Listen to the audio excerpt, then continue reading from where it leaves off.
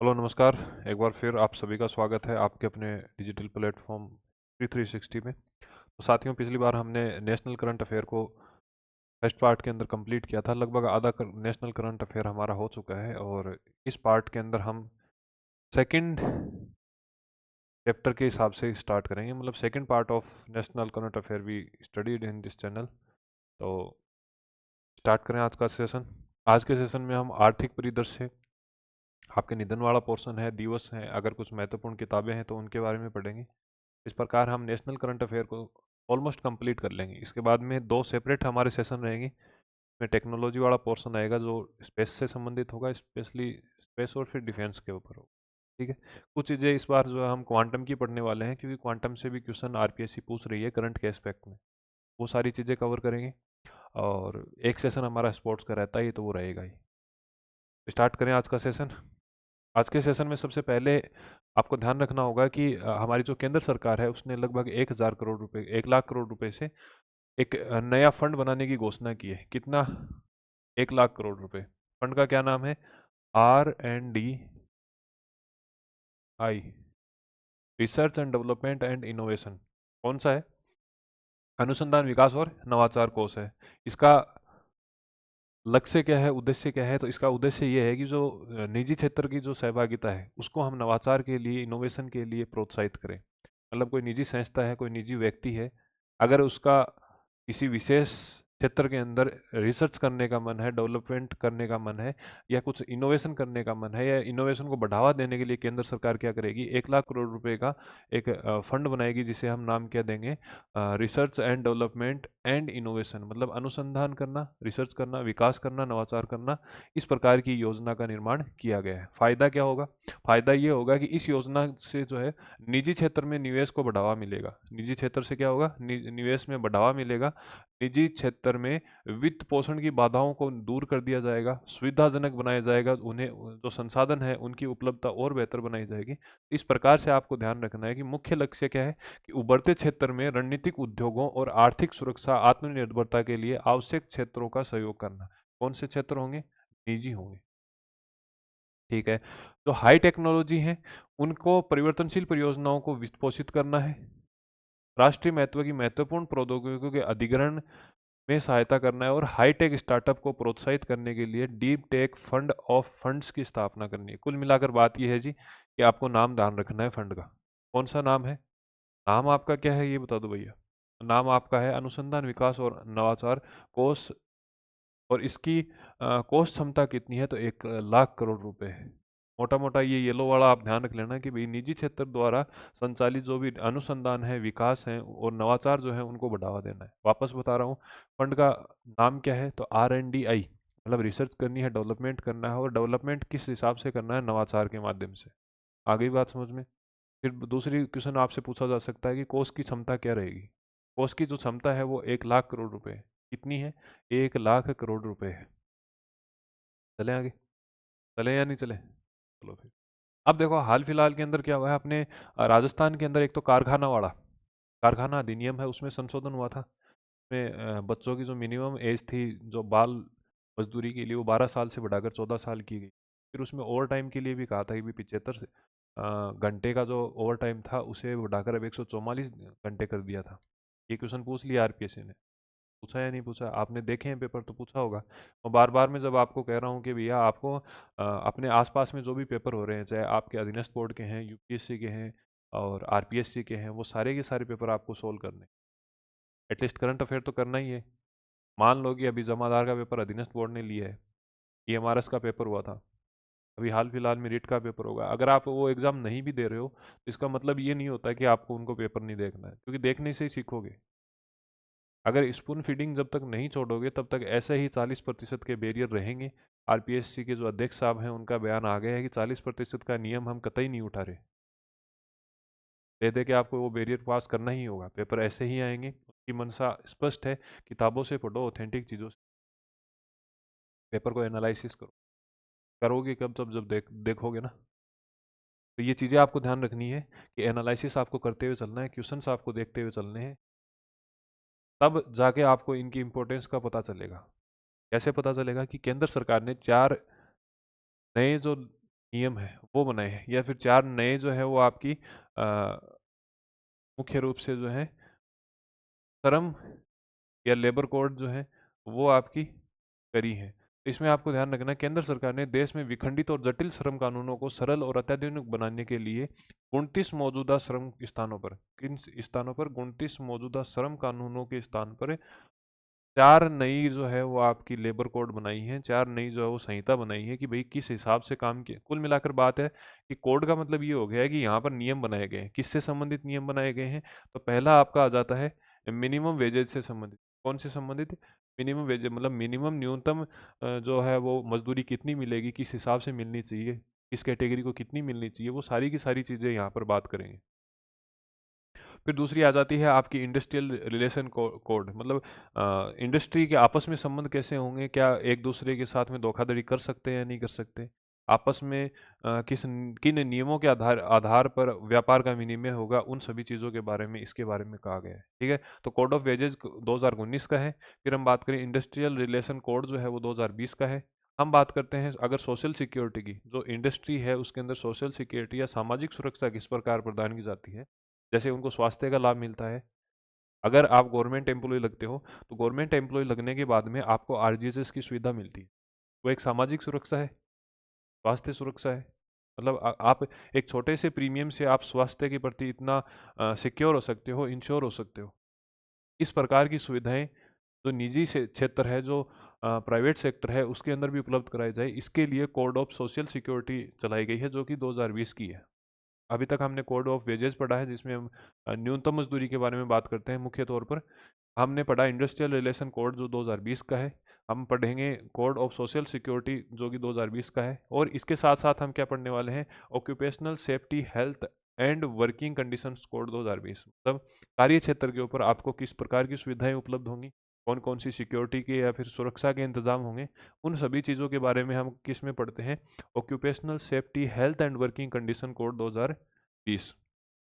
चारों जो नियम बनाए गए हैं, चारों जो आपकी संहिताएं या नियमों का समूह बनाया गया है, ये आपको ध्यान रखना है कि कुल 29 मौजूदा श्रम कानूनों को खत्म करते हैं। 29 मौजूदा जो लेबर कोड हैं उनको खत्म करते हैं।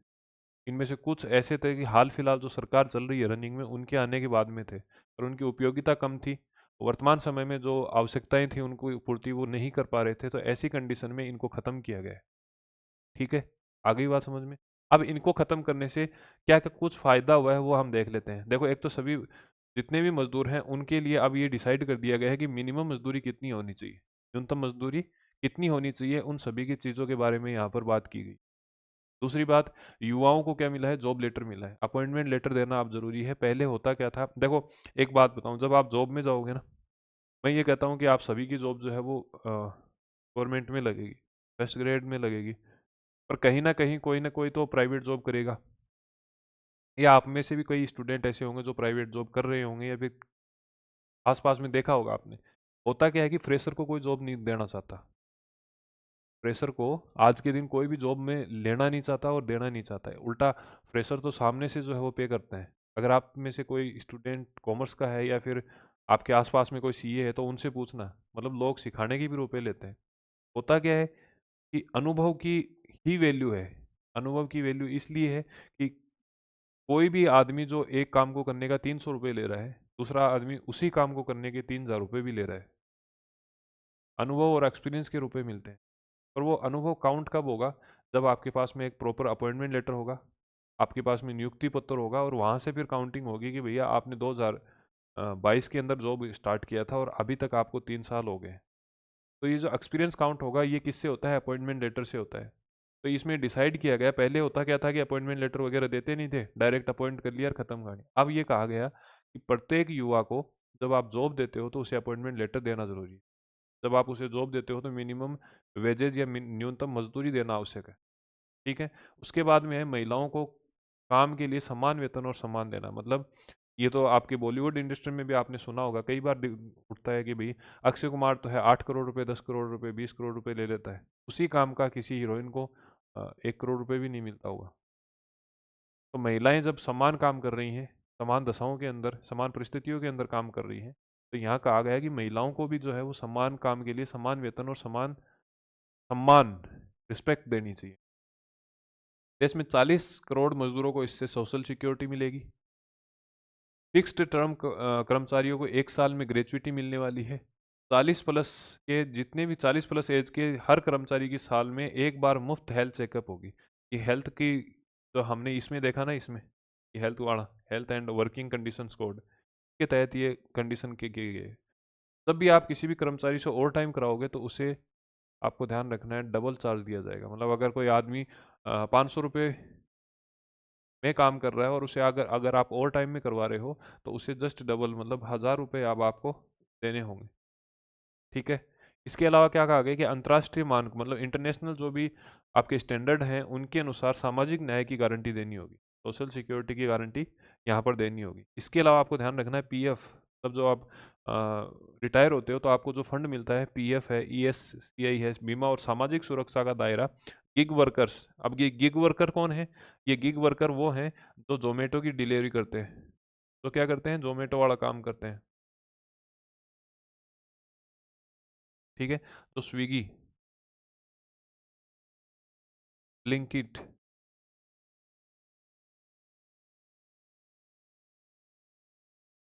तो ओला में काम करते हैं, तो उबर में काम करते हैं।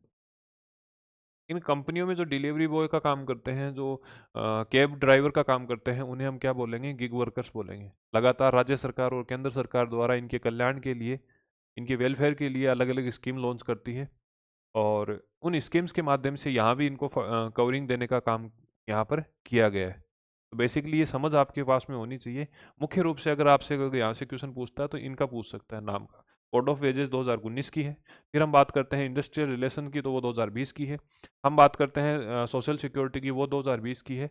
और फिर हम बात करें सेफ्टी की, हेल्थ की, वर्किंग कंडीशंस की, तो वो भी कौन सी है? 2020 की है। कुल कितने आपके कानूनों को ख़त्म किया गया है? तो 29 कानून को यहाँ पर ख़त्म किया गया है।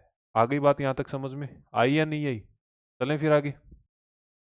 हाँ, तो नई जो लेबर कोड है उसके आयाम क्या है, मतलब उनसे डायरेक्शन उनकी क्या है, तो आपको ध्यान रखना है। उससे मोटा मोटी ये 3 चेंज हुए हैं। क्या हुए हैं? एक तो जो पहले होता क्या था, जैसे 100 में से 10 रुपए की आप कटौती करते हो या 10% की आपने कटौती कर दी, 90 रुपए आपने केस में ले लिए।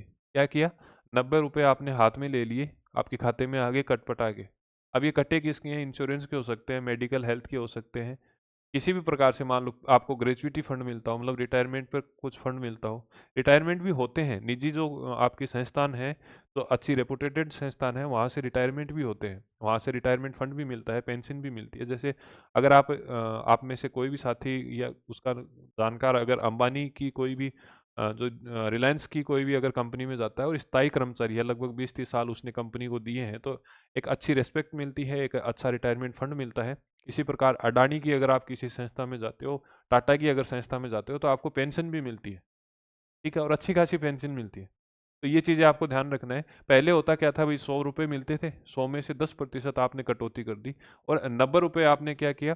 बैंक अकाउंट में लेके आ गए। बैंक अकाउंट से आपने मज़े कर लिए।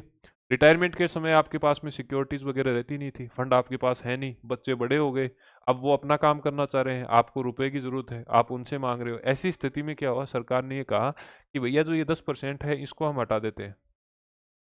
अब जो पीएफ का अमाउंट है, अब जो पीएफ की कटौती है उसको बढ़ाया गया। जैसे मान लो उदाहरण के लिए लेट से कि यहाँ पर 10% था, उसे आप बढ़ाकर मान लो 15 या मान लो 25% कर दिया। ऐसा कुछ डिफाइन नहीं है पर इसको बढ़ाया गया है। तो मान लो 25% कर दिया है। हाल फिलहाल में आपको ये बुरा लग सकता है क्योंकि अगर पहले जहां आपको 90 रुपये मिल रहे थे, क्योंकि यहाँ पर 10% की कटौती थी, तो अब यहाँ पर कटौती को जो है 25% करने से आपके वर्तमान समय में जो खाते में रुपए आएंगे वो 75 ही आएंगे। वर्तमान समय में खाते में कितने रुपए आएंगे? 75 ही आएंगे। पर जब आप रिटायर होगे, जब आप वृद्धावस्था की साइड में जाओगे, जब आपको पेंशन की आवश्यकता होगी, आज जिस कंडीशन में जिस फ्लो में आप काम कर रहे हो उस फ्लो में उस समय नहीं कर पाओगे आप। आपकी अवस्था का फर्क हो जाएगा, आपके स्वास्थ्य का फर्क हो जाएगा, परिस्थितियां चेंज हो जाएंगी। तो ऐसी कंडीशन में सरकार ने ये कहा कि जो पीएफ की राशि है उसको बढ़ा दिया है, तो इन हैंड सैलरी जो है वो आपको कम मिलेगी। पहला तो ये है। दूसरा है कार्य के घंटे। देखो इस पे काफ़ी कुछ डिबेट आपने देखी होगी अगर आप थोड़ा बहुत भी एक्टिव हैं तो। उसमें ये कहा गया कि एक सप्ताह के अंदर, एक सप्ताह में आप अधिकतम कितने घंटे काम करवा सकते हो? अधिकतम आप 48 घंटे काम करवा सकते हो एक सप्ताह में, मतलब 7 दिन के अंदर। 7 दिन में आप 48 घंटे ही काम करवा सकते हो। इसका मतलब ये हो गया कि यदि अब आप किसी व्यक्ति से 12 घंटे काम करा रहे हो, यदि आप किसी व्यक्ति से 12 घंटे काम करवा रहे हो एक दिन के अंदर, प्रतिदिन 12 घंटे प्रतिदिन अगर काम करवा रहे हो, तो वो एक सप्ताह में 4 ही दिन काम करेगा। एक सप्ताह में कितने दिन काम करेगा? 4 दिन काम करेगा, क्योंकि 12 चौक 48 घंटे हो गए। आ गई बात समझ में? कुल मिलाकर 7 दिन में आपको कितने घंटे काम करवा सकते हो? 48 घंटे करवा सकते हो। आ गई? अब इसे या तो ऐसे कर लो कि प्रतिदिन आप 8 घंटे काम करो, 8 घंटे काम करो, और इंटू मल्टीप्लाई 6 दिन, का टोटल भी तो 48 ही निकल के आ रहा है। ठीक है, तो ये चीजें जो है वो यहाँ पर कही गई है कि यदि कर्मचारी ऐसा चाहता है, यदि नियोक्ता ऐसा चाहता है कि आपस में म्यूचुअल अंडरस्टैंडिंग से ऐसी स्थिति बन जाती है कि आप 48 घंटे फिक्स कर दिए हैं, यदि आप 12 घंटे काम कर लेते हो एक दिन में और 4 दिन लगातार कर लेते हो, तो फिर उस वक्त सप्ताह में आपको जो है 3 दिन की छुट्टी मिल जाएगी। 3 दिन की छुट्टी मिल जाएगी। कैसे मिलेगी? क्योंकि आपने 48 घंटे तो 4 दिन में काम कर ही लिया, तो बाकी के 3 दिन आप रेस्ट करो या फिर कहीं और जॉब कर सकते हो, एक्स्ट्रा और टाइम कर सकते हो, जो भी चीज़ें, घूमने जा सकते हो। तो ये चीज़ें जो है इससे फ़र्क पड़ा है। दूसरा क्या है, गिग वर्कर्स जो मैंने आपको बताया था, इनको भी पहली बार ऐसी स्थिति बनी है कि सोशल सिक्योरिटी मिली है, सामाजिक सुरक्षा का भाव इनके प्रति रहा है। चलें आगे। हाँ, नवंबर महीने में 3 भारतीय वस्तुओं को जीआई टैग मिला है। तीनों के बारे में हम पढ़ लेते हैं। ठीक है, सबसे पहले आपको ध्यान रखना है अंबाजी सफ़ेद मार्बल गुजरात के अंदर। अंबाजी नाम क्यों है? क्योंकि यहाँ जो मार्बल निकाला जाता है उसके पास में ही एक तीर्थ स्थल है, उसके पास ही एक धार्मिक स्थल है जिसका नाम अंबा माता है।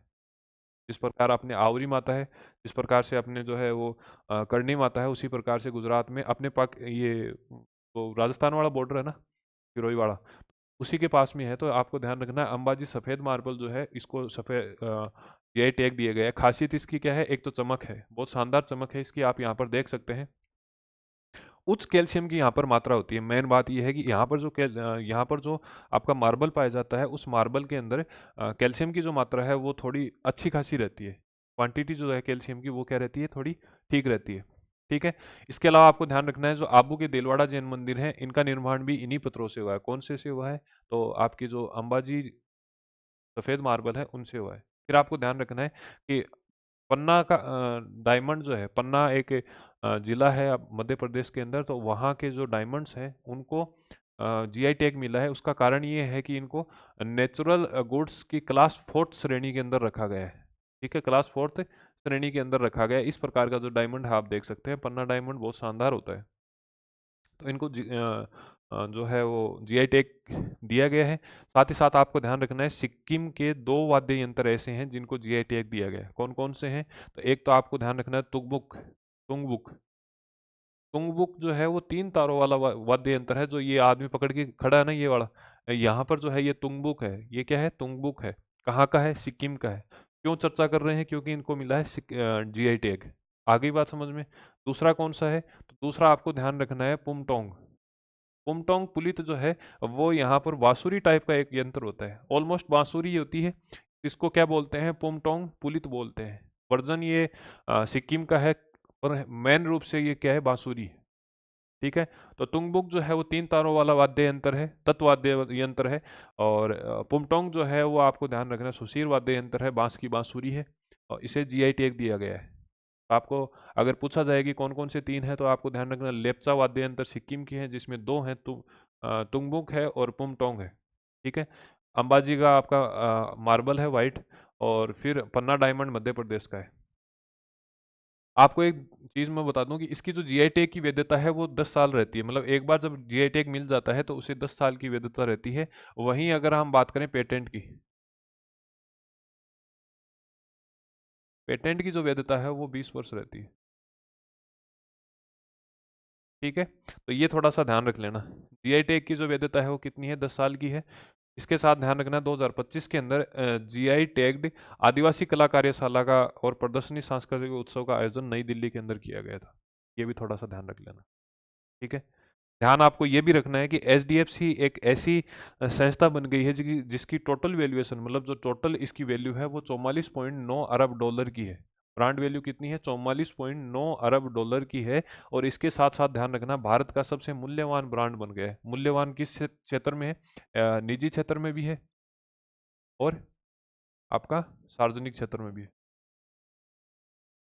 ब्रांड की बात कर रहे हैं हम, है ना? ब्रांड की बात कर रहे हैं तो ब्रांड में आपको ध्यान रखना है कि 44.9 अरब डॉलर के साथ में सबसे महंगा ब्रांड कौन सा है? तो एचडीएफसी बैंक है।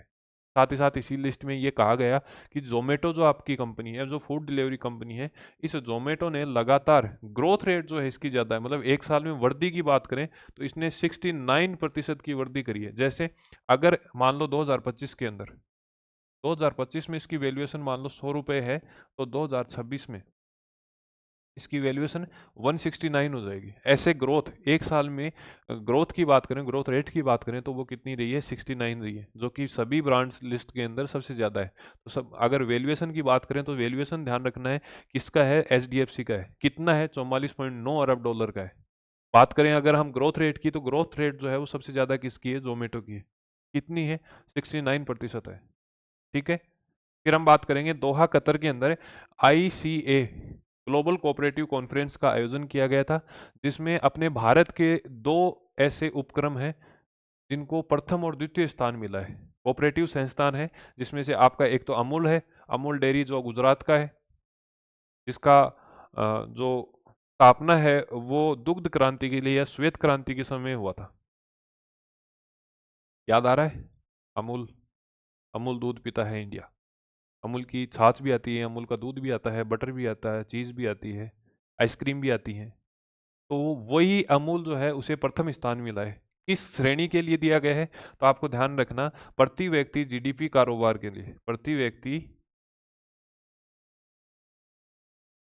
व्यक्ति जीडीपी कारोबार के आधार पर इसे क्या दिया गया है? प्रथम स्थान दिया गया है। ठीक है। कौन सा स्थान दिया गया है? प्रथम स्थान दिया गया है। और दूसरा स्थान किसे मिला है? तो ध्यान रखना इफ्को को दिया है। इफ्को जो है वो इंडियन फार्मर के लिए फर्टिलाइजर देने का काम करती है, फर्टिलाइजर उपलब्ध कराने का काम करती है। अगर फुल फॉर्म आपसे पूछे इफ्को की क्या है, तो इफ्को की जो फुल फॉर्म है वो है इंडियन फार्मर फर्टिलाइजर कोऑपरेटिव संस्थान, इस टाइप से है। ठीक है। तो इफ्को तो आपको ध्यान रखना है दूसरा स्थान था, और आपका अमूल जो है वो प्रथम स्थान है। ठीक है। कहाँ हुई ये मीटिंग? दोहा कतर के अंदर हुई है। कौन सी है? अंतर्राष्ट्रीय सहकारी गठबंधन। मैंने आपको बताया कि 2025 को आपको ध्यान रखना है कि कोऑपरेटिव ईयर के रूप में भी जो है वो डिक्लेयर किया गया है, सहकार वर्ष के रूप में भी डिक्लेयर किया गया है। प्रत्येक सेशन में इसकी चर्चा हो रही है, क्योंकि वर्ष ही कोऑपरेटिव का है, तो कोऑपरेटिव से संबंधित कुछ न कुछ घटनाएं केंद्र या राज्य सरकार द्वारा की जा रही हैं। अभी तक जितने भी हमने सेशन लिए हैं अक्टूबर महीने के, नवंबर महीने की, ज़्यादातर में ये चर्चा हमने ज़रूर की है।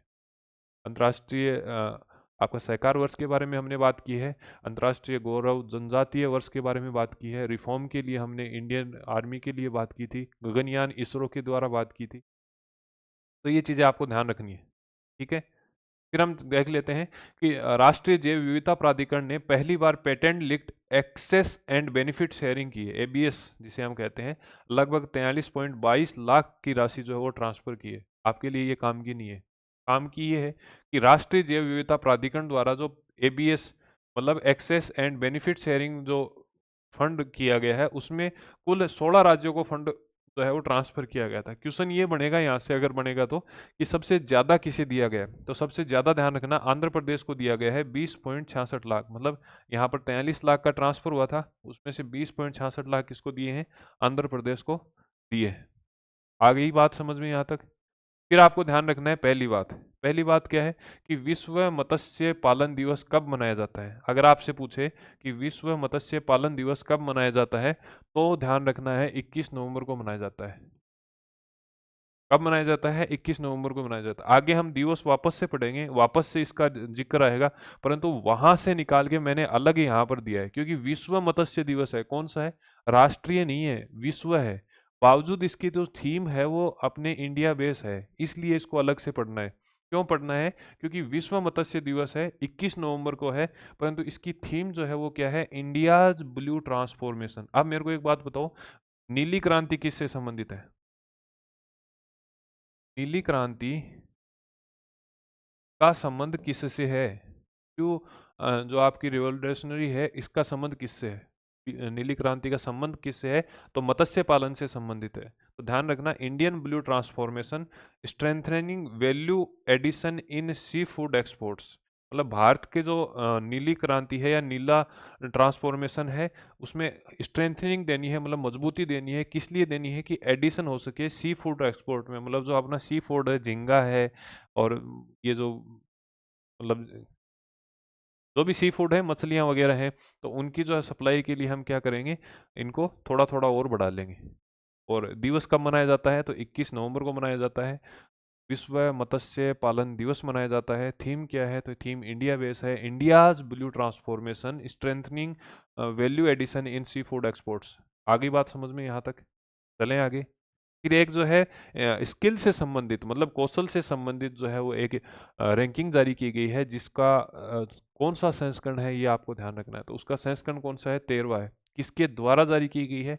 तो आपको इनके शॉर्ट फॉर्म ध्यान रखने हैं केवल। CII, AICTE, AIU और टैग्ड, इनके द्वारा किया गया है। बेसिकली इसका जारी करने का पर्पज़ ये रहता है कि भैया जो भी लोग अभी हाल फिलहाल के अंदर इंडिया में रह रहे हैं, उनमें से सबसे ज़्यादा योग्य कौन से हैं, मतलब सबसे ज़्यादा कैपेसिटी किस में है, योग्यता किस में है। स्टेट की भी नाम जारी किया जाता है, जिले का भी नाम जारी किया जाता है। और अगर हम डिग्री कर रहे हैं, अगर आने वाली जो पीढ़ियां हैं वो डिग्री कर रही हैं, तो उनको एटलीस्ट ये पता चले कि किस पीढ़ी के अंदर किस डिग्री के अंदर सबसे ज़्यादा जोर जॉब मिलने की संभावना है। मतलब कौन सी ऐसी डिग्री है जिसके बाद में हमें जॉब मिलने की संभावनाएं ज़्यादा हो जाती हैं।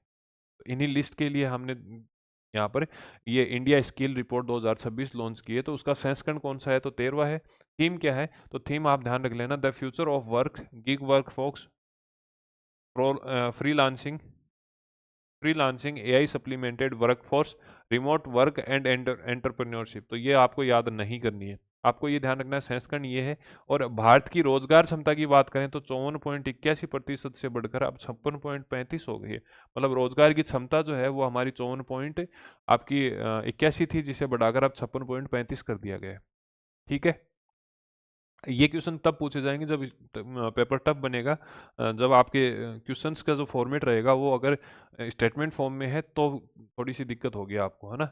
तो शीर्ष राज्य की अगर हम बात करें कि रोजगार देने में सबसे ज्यादा योग्यता किसकी है, तो उत्तर प्रदेश की है। अगर हम शीर्ष शहर की बात करें तो लखनऊ की है। और अगर डिग्री की बात करें तो आपको ध्यान रखना है MBA की है। मतलब MBA अगर आप करते हो आज के दिन, तो सबसे ज्यादा चांसेस बनते हैं कि आपको जॉब मिलने की संभावना रहेगी। ठीक है। यहाँ तक चीजें समझ में आ रही है क्या? आ तो रही हैं, तो ठीक है फिर। 2030 तक गिग और फ्रीलांसिंग जो है उसको हम बढ़ाकर 2.35 कर दें। फ्रीलांसिंग का मतलब है कि अगर आप किसी की जॉब नहीं कर रहे, आपको काम उठाना और काम के रुपए मिलेंगे। जैसे मैं आपको कहूँ कि आपको 50 क्वेश्चन बना के देने हैं, आप किसी भी आप प्लेटफॉर्म के साथ नहीं जुड़े हुए हैं, आपको इंडिविजुअल में ये कहता हूँ कि मेरे को 50 क्वेश्चन बनाने हैं, और उन 50 क्वेश्चन के मैं आपको 200 रुपये दे दूंगा। ऐसी कंडीशन में क्या होता है? ये चीज़ें जो है वो फ्रीलांसिंग कहलाती हैं। जैसे आप, एक तो डॉक्टर है, अब जैसे कोई डॉक्टर वाले एग्जांपल से समझो आप। एक कोई डॉक्टर है जो हॉस्पिटल में जॉब करता है, प्राइवेट हो सकता है, सरकारी हो सकता है, वो सर्विस कर रहा है। फ्रीलांसिंग किसे कहते हैं? फ्रीलांसिंग का मतलब है कि वो खुद से क्लिनिक खोल के बैठा है। ठीक है, उसके पास पेशेंट आएगा, देखेगा, रुपए लेगा, खत्म कर। काम के रुपए मिलेंगे, सैलरी नहीं मिलेगी। सैलरी है तो फिर सर्विस है, नौकरी है। ये चीज़ें आपको ध्यान रखना है। फिर निधन की बात करते हैं। कुछ प्रमुख ऐसी हस्तियां जिनका निधन नवंबर 2025 के अंदर हुआ है। राष्ट्रीय अंतर्राष्ट्रीय दोनों ही चीज़ें हम यहाँ पर कवर करेंगे। सबसे पहले हम बात कर लेते हैं धर्मेंद्र देओल की। सभी जानते हैं धर्मेंद्र देओल को। क्वेश्चन क्या पूछा जा सकता है? जन्म कहाँ हुआ? नसराली के अंदर हुआ। नसराली जो है वो आपका पंजाब के अंदर है। रियल नाम क्या था? तो हम केवल और केवल धर्मेंद्र देओल के नाम से जानते हैं, परंतु इनका जो नाम पूरा है वो धर्मेंद्र केवल कृष्णन देओल है। क्या नाम है? धर्मेंद्र केवल कृष्णन देओल है। साथ ही साथ आपको क्या ध्यान रखना है कि इनको उपनाम जो है वो ही मैन के नाम से जानते थे। बॉलीवुड में इन्हें ही मैन के नाम से जानते थे, और गरम देओल के नाम से जानते थे। ठीक है, आपको केवल ये ध्यान रखना है इनका सही नाम क्या है। कुछ प्रमुख फिल्मों की बात करें, वैसे तो फिल्मी कैरियर इनका काफ़ी लंबा रहा है, आप सभी को पता है। शोले, फूल और पत्थर, सत्यकाम, चुपके चुपके, धर्मवीर और अनुपमा जैसी इन्होंने शानदार फिल्में की हैं। परंतु लास्ट फिल्म की बात करें तो वो होगी 21। वो कौन सी होगी? 21 होगी, जो कि अभी तक रिलीज नहीं हुई है, अभी रिलीज होगी। आपको ध्यान ये रखना है कि 2004 से लेकर 2009 तक ये बीकानेर के सांसद रह चुके हैं। 2004 से 2009 तक बीकानेर के लोकसभा सदस्य रह चुके हैं और 2012 में इन्हें पद्म भूषण से सम्मानित किया गया था। किससे सम्मानित किया गया था? पद्म भूषण से सम्मानित किया गया था। आगे बात समझ में। ध्यान क्या रखना है कि नसराली पंजाब के अंदर इनका जन्म हुआ है और अंतिम समय पर ये मुंबई के अंदर थे। फिर हम बात करें धर्मेंद्र केवल कृष्णन देओल इनका पूरा नाम है और इन्होंने जो है 2004 से लेकर 9 तक लोकसभा सदस्य बीकानेर के रूप में कार्य किया है। 2012 के अंदर इनको पद्म भूषण से सम्मानित किया गया है। किससे सम्मानित किया है? पद्म भूषण से सम्मानित किया गया है। फिर भारत की प्रसिद्ध नृत्यांगना थी कमला लक्ष्मी नारायण, जिसका हाल ही में अमेरिका के अंदर निधन हो गया। उपनाम की अगर हम बात करें तो इनको कुमारी कमला या बेबी कमला के नाम से भी जानते थे। 1970 में इन्हें पद्म भूषण मिला है। 1970 में पद्म भूषण मिला है। इसके अलावा इनको 1968 के अंदर संगीत नाटक अकादमी द्वारा भी पुरस्कार दिया गया है। ठीक है, और लगभग 100 से अधिक इन्होंने साउथ फिल्मों में, जिसमें तमिल भी है, जिसमें तेलुगु भी है, कन्नड़ भी है और इसके साथ साथ हिंदी भी है, तो 100 से अधिक फिल्मों में इन्होंने काम किया है। अंतिम समय में ये अमेरिका में शिफ्ट हो गए थे और अमेरिका में ही थे। नाम क्या है? तो कमला लक्ष्मी नारायण जी हैं और फोटो आप यहाँ पर देख सकते हैं। फिर इम्पोर्टेंट है ये। इम्पोर्टेंट क्यों है? क्योंकि इसी प्रकार से एक पर्यावरणविद थे, शायद महाराष्ट्र के थे, और उनका निधन हो गया था और उनका क्वेश्चन यहाँ पर पूछा गया था। क्वेश्चन पूछा था कि कौन से राज्य से संबंधित है, और अब आपको यहाँ पर ध्यान रखना है कि इनका संबंध कौन से राज्य से है। तो आपको ध्यान रखना है कि भैया आपके कर्नाटक के हैं सालूमरदा थिमका। इनका काम क्या है कि इन्होंने बहुत भयंकर तरीके से तो पेड़ पौधे लगाए हैं, और न केवल लगाए हैं कि केयर की है, और केयर करने के बाद में आज वो सही सलामत है। पेड़ पौधे ये तो है ही, पेड़ पौधे भी हैं। तो ऐसी कंडीशन में आपको ध्यान रखना है, कर्नाटक निवासी सुप्रसिद्ध पर्यावरणविद सालूमरदा थिमका, इनका निधन हो गया है। और उन्हें प्यार से मदर ऑफ ट्रीज कहा जाता था, मतलब वृक्ष की माता के रूप में इन्हें जाना जाता था। और 2019 में इन्हें पद्मश्री से सम्मानित किया गया है। 2019 से पद्मश्री से सम्मानित किया गया है। ये चीज़ थोड़ी सी ध्यान रख लेना। नेक्स्ट आपको ध्यान रखना है जेम्स वाटसन। अगर आप में से किसी ने भी साइंस की किताब पढ़ी है, जो कि सभी ने पढ़ी होगी, एनसीईआरटी की, अगर हम राजस्थान वाली भी पढ़ते हैं, उसमें भी जब डीएनए वाला जो पोर्शन हम पढ़ेंगे ना, जेनेटिक वाला पोर्शन पढ़ते हैं, उसमें डबल हेलिक्स डीएनए संरचना होती है। देखो डीएनए की जब हम संरचना पढ़ेंगे, कभी भी अगर आपके सामने डीएनए आएगा तो वो इस हिसाब से आता है, इस हिसाब से आता है, इस हिसाब से जो है वो कनेक्टिंग रहते हैं नाइट्रोजन वगैरह। सबसे पहले 1953 के अंदर, सबसे पहले 1953 के अंदर वाटसन ही ऐसे व्यक्ति थे, इनके साथ दो और थे, फ्रांसिस क्रिक थे और एक आदमी और था। तो उन्होंने ही सबसे पहले ये कहा था कि डीएनए जो है उसकी संरचना डबल हेलिक्स के रूप में होती है, मतलब इस प्रकार से गुथा हुआ रहता है, जिसमें दो संरचनाएं समानांतर रूप से चलती रहती हैं। दो संरचनाएं क्या करती हैं? समानांतर रूप से चलती रहती हैं, जिसमें एक तो ये वाली है, ये है ना, और दूसरी जो है ये वाली है। तो ये डबल हेलिक्स की जो अवधारणा है डीएनए की, वो किसने दी थी? जेम्स वाटसन ने दी थी। कब दी थी? तो आपको ध्यान रखना है 1953 के अंदर। कब दी थी? 1953 के अंदर दी थी। 1953 के अंदर दी है। और एक तो आपको मैंने बताया फ्रांस क्रिक थे और एक मॉरिस विल्किंसन थे। ठीक है, डबल हेलिक्स की संरचना दी थी और इसी के चलते इनको 1962 के अंदर, ध्यान रखना, नोबेल पुरस्कार दिया गया था। किसका पुरस्कार दिया गया था? नोबेल पुरस्कार दिया गया। और हाल फिलहाल इनका जो है नवंबर 2025 के अंदर निधन हो गया है। तो ये चीज़ें आपको यहाँ पर ध्यान रखनी है। इसके अलावा आपको ध्यान रखना है कि नॉर्थ कोरिया के राष्ट्र प्रमुख थे किम योंग, उनका निधन हो गया है। और चार्ल्स कॉस्ट थे, जो कि दुनिया के सबसे बुजुर्ग ओलंपियन थे, उनका भी जो है वो निधन हो गया है नवंबर 2025। दिवस की बात करें, कर लें? अगर आप कहो तो करें क्या? कर लेते हैं। 1 नवंबर को एक तो अंतर्राष्ट्रीय जैवमंडल आरक्षण दिवस है, जैवमंडल का आरक्षण करना है। और पुदुचेरी का जो फ्रांस से मुक्ति दिवस है, लगभग 300 साल की 300 साल बाद में फ्रांस से इनको मुक्ति मिली थी। और इसी कारण जो है वो पुदुचेरी या पौंडीचेरी का मुक्ति दिवस के रूप में मनाया जाता है। आगे बात यहाँ तक समझ में। कुछ स्टेट हैं जैसे हरियाणा जो है वो पंजाब से अलग होकर बना था, पंजाब जो है वो हरियाणा से अलग होकर बना था। मध्य प्रदेश है छत्तीसगढ़ से, दोनों अलग अलग होकर स्थापित हुए थे। कर्नाटक की बात करें तो जो मैसूर वाला इलाका है उसको एक्सपेंड करके और कर्नाटक नाम दिया था। मद्रास वाला जो इलाका है उसे हमने नाम दिया मध्य आपके तमिलनाडु, और फिर जो मद्रास वाला इलाका है वो तमिलनाडु के रूप में नया स्टेट बना था। आंध्र प्रदेश आप सभी को पता है कि प्रथम भाषाई आधार पर बनने वाला राज्य था 1953 के आसपास में। इस प्रकार ये ऐसे स्टेट हैं जो 1 नवंबर को स्थापित हुए हैं, 1 नवंबर को जिनका गठन हुआ है। तो ये अपना सभी सभी जो है हरियाणा पंजाब हो गया, मध्य प्रदेश छत्तीसगढ़ हो गया, कर्नाटक तमिलनाडु और आंध्र प्रदेश साउथ वाले हो गए, और एक अपना जो है केरल हो गया। ये जो है इन सभी का ध्यान रखना। स्थापना या गठन जो है वो 1 नवंबर को हुआ है, तो इन सभी का स्थापना दिवस 1 नवंबर को मनाया जाएगा। 5 की बात करें तो गुरु नानक जी, मतलब पंजाब के जो आपके गुरु थे, उनमें से सबसे पहले मतलब स्थापना करने वाले गुरु नानक जी थे। तो इनका जयंती थी, और इनकी जयंती कौन सी है ध्यान रखना। एक तो ये नंबर यहाँ पर नहीं है, पर आप फाइंड आउट कर लेना, ठीक है। इसे प्रकाश उत्सव या गुरु पर्व के नाम से भी मनाते हैं। प्रकाश उत्सव या गुरु पूर्व के नाम से मनाते हैं। आगे बात समझ में। नेक्स्ट हम देखते हैं 7 नवंबर को। 7 नवंबर को राष्ट्रीय कैंसर जागरूकता दिवस के रूप में मनाते हैं, जिसकी थीम क्या है? जिसकी थीम है United by unique, United by unique. राष्ट्रीय कैंसर जागरूकता दिवस कब है? 7 नवंबर को है। थीम क्या है? United by unique. 9 नवंबर को आपको ध्यान रखना है उत्तराखंड का स्थापना दिवस है। इसके साथ साथ में राष्ट्रीय विधिक सेवा दिवस भी यहाँ मनाया जाता है। 10 नवंबर को वर्ल्ड वैक्सीनेशन डे के रूप में मनाया जाता है। वर्ल्ड वैक्सीनेशन डे या फिर विश्व टीकाकरण दिवस के रूप में मनाया जाता है। 11 नवंबर को राष्ट्रीय शिक्षा दिवस मनाया जाता है, मौलाना अबुल कलाम आज़ाद की जयंती पे। अगर शिक्षा दिवस और एक शिक्षक दिवस दोनों ध्यान रख लेना। एक तो है शिक्षा दिवस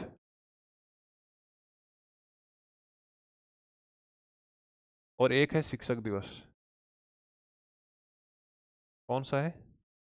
शिक्षक दिवस। शिक्षक दिवस जो है वो 5 सितंबर को मनाया जाता है, 5 सितंबर को मनाया जाता है। और शिक्षा दिवस जो है वो 11 नवंबर को मनाया जाता है। ये जो मनाया जाता है ये आज़ाद साहब के, अबुल कलाम आज़ाद साहब के बर्थडे पर मनाया जाता है। और ये जो है ये डॉक्टर राधाकृष्ण सर्वपल्ली के जन्मदिन पे मनाया जाता है, ठीक है। ये जो थे ये वाइस प्रेसिडेंट थे प्रथम, और ये बात करें तो एजुकेशन मिनिस्टर थे, शिक्षा मंत्री थे प्रथम। दोनों के ही बर्थडे पर मनाया जाता है शिक्षा दिवस और शिक्षक दिवस। आगे बात, ठीक है। तो राष्ट्रीय शिक्षा दिवस जो है वो मौलाना अबुल कलाम आज़ाद की जयंती पे मनाया जाता है। फिर हम बात करते हैं 14 नवंबर को, तो बाल दिवस अपना मनाया जाता है। और इसके बाद में नेहरू जी का जन्मदिन आप सभी को पता है। यहाँ पर बाल दिवस के वर्ल्ड डायबिटीज डे है, इसकी थीम ध्यान रखना, diabetes across different stage of life. अगर आप नेट पे सर्च करोगे तो आपको हो सकता है 2-3 थीम मिल जाए, पर मुख्य थीम जो आपकी है वर्ल्ड डायबिटीज डे की वो कौन सी है? Diabetes across different stage of life. आगे बात समझ में। 15 को हम झारखंड का स्थापना दिवस मनाते हैं। 16 को हम जो है अंतर्राष्ट्रीय सहिष्णुता दिवस मनाते हैं। और 21 को मैंने बताया कि विश्व मत्स्य दिवस मनाते हैं। अभी हाल फिलहाल में हमने बात की है, थीम है वो इंडिया से बेस है। ब्लू ट्रांसफॉर्मेशन इंडिया की बात हमने करी थी, स्ट्रेंथिंग की हमने बात करी थी, किसके लिए की थी? सी फूड एक्सपोर्ट के लिए की थी। वो इसकी थीम हो जाएगी, ठीक है। 26 नवंबर को संविधान दिवस है, दुग्ध दिवस है। एनसीसी का 78वां स्थापना दिवस कब है? 23 नवंबर को है। इस प्रकार से आपको दिवस की बात करनी है। फिर हम बात करते हैं कुछ महत्वपूर्ण आपके सप्ताह हैं, जिसमें से 2 हम यहाँ पर पढ़ने वाले हैं। एक तो कौन सा है? राष्ट्रीय नवजात शिशु सप्ताह, जो कि 15 से 21 नवंबर को है। और विश्व विरासत जो है वो 19 से 25 को है।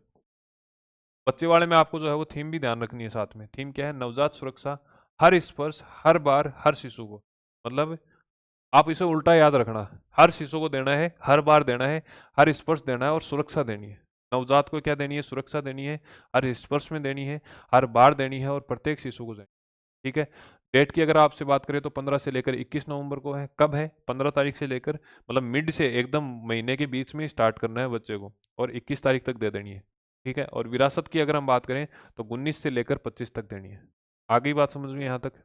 चलें आगे, पुस्तक देख लेते हैं। देखो, पहला है 11th हावर। 11th हावर जो है सलमान रुश्दी की है। किसकी है? सलमान रुश्दी। इसको याद थोड़ा थोड़ा रखवाने की कोशिश करेंगे। देखो, सलमान खान है, वो रात को 11 बजे गाड़ी लेके जाता है और लोगों पे चढ़ा देता है। आपने सुना है सलमान खान वाला केस? नाइट में उसने फुटपाथ पे सोए हुए लोगों से जो है वो ऊपर गाड़ी चढ़ा दी थी ना। इसको आप ऐसे रखोगे, 11th आवर जो है वो सलमान का है, मतलब 11वां घंटा जो है वो सलमान का है। फिर मोदी मिशन, मोदी का क्या मिशन है? वर्जिश देसाई, वर्जिश देसाई के द्वारा मोदी मिशन नाम करके किताब लिखी है। Book of lives, book of lives, ये जो है वो आपको ध्यान रखना मार्गरेट एटवुड की है। बुक ऑफ लाइव्स किसकी है? मार्गरेट एटवुड की है। सिक्स्थ ऑफ ह्यूमैनिटी, देखो अब इसको देखो याद करने को आप या तो डायरेक्ट रखो या फिर कुछ जोड़ जुगाड़ कर लो। जैसे ये आप सुब्रमण्यम देख रहे हो ना, अरविंद सुब्रमण्यम, इसमें कितने वर्ड है? 6 है। वैसे तो अणय आधा है तो 5.5 ही है, पर इसको 6 याद कर लो।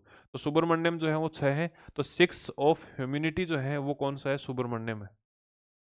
अरविंद सुब्रमण्यम हो गया और देवेश कपूर हो गया आपका। ठीक है, तो आपको वापस से याद करें, 11th आवर किसकी है? सलमान की है, सलमान रुश्दी की है। मोदी मिशन किसकी है? देसाई साहब की है, बर्जिश देसाई है। ठीक है, बुक ऑफ लाइव्स ये किसकी है? मार्गरेट एडवुड की है। फिर हम बात करते हैं सिक्स्थ ह्यूमैनिटी है, ये अरविंद सुब्रमण्यम देवेश कुमार की है। ठीक है, चलें आगे। फिर Kodava religion at cross roads, देखो रोड की अगर बात हो रही है ना, रोड की जहां बात हो रही है वहां हम पीटी करेंगे। रोड पर क्या करेंगे? पीटी करेंगे। तो ध्यान रखना, क्रॉस रोड जो है वो पीटी से संबंधित है। और द आउटसाइडर, आउटसाइडर मतलब घर से बाहर रह रहा है।